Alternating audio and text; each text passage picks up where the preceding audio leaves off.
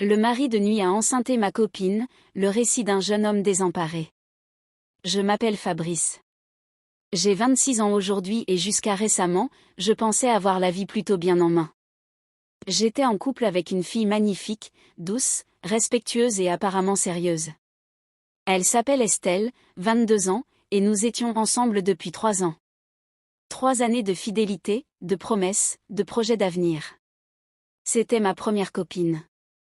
Je l'ai connue vierge, du moins c'est ce qu'elle m'avait dit, et j'y ai toujours cru.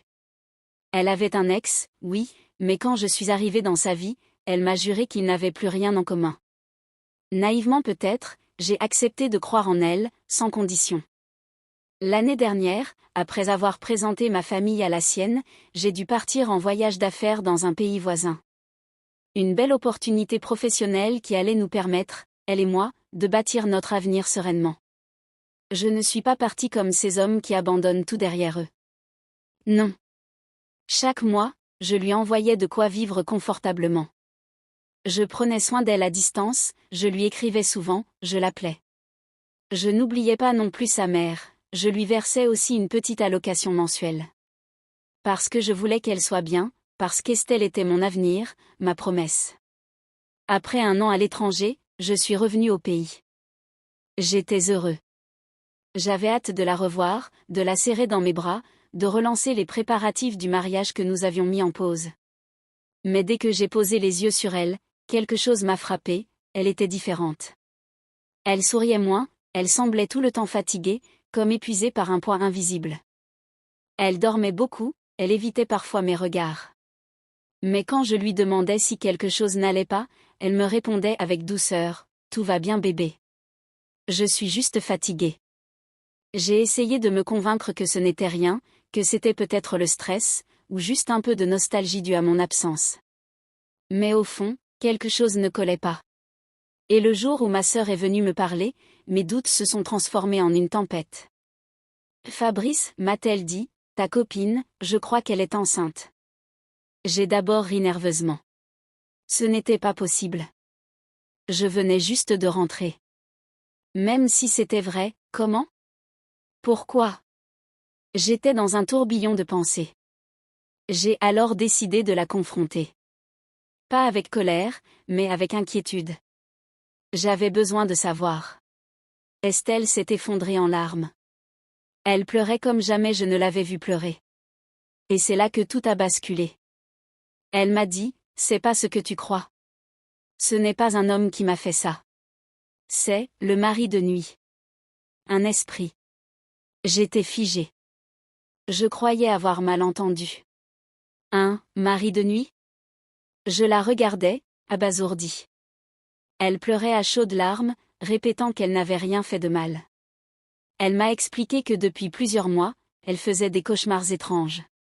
Un homme venait lui rendre visite dans ses rêves, la touchait, couchait avec elle, et elle se réveillait parfois avec des douleurs dans le corps, comme si tout était réel. Sa mère, présente ce jour-là, a confirmé cette version.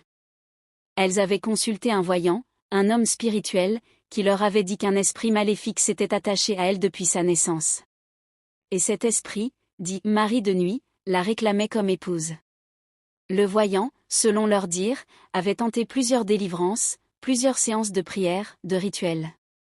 Mais rien n'avait marché. L'esprit était trop puissant.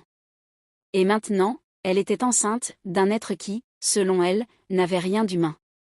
J'étais dépassée. Complètement dépassée. Est-ce qu'elle me mentait pour cacher une infidélité ? Est-ce que sa mère mentait avec elle ? Ou bien, est-ce que tout ça était réel ? Est-ce possible qu'un esprit puisse rendre une femme enceinte ? Que ce genre de choses puisse se produire dans notre monde physique ? J'étais un homme cartésien, je croyais ce que je pouvais toucher, voir, comprendre. Et pourtant, je ne pouvais pas ignorer les larmes d'Estelle, son état, le désespoir dans sa voix. Elle ne mentait pas. Ou alors elle croyait tellement à ce qu'elle disait qu'elle en était convaincue elle-même. Le lendemain, elles m'ont amenée chez le voyant. Un homme d'un certain âge, calme, avec des regards profonds.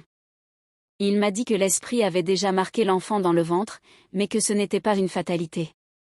Que l'enfant pouvait être délivré à sa naissance, qu'il deviendrait normal, comme tous les autres.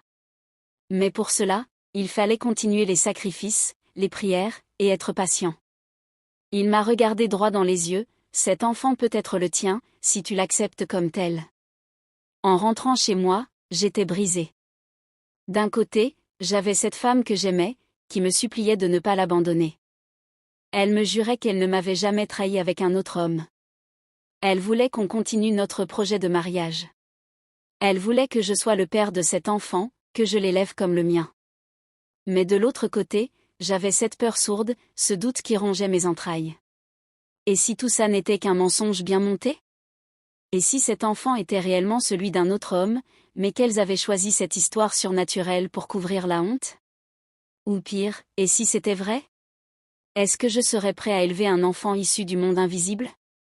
Est-ce que je serais prêt à vivre avec une femme hantée par un esprit possessif? Depuis ce jour, je n'ai plus de sommeil.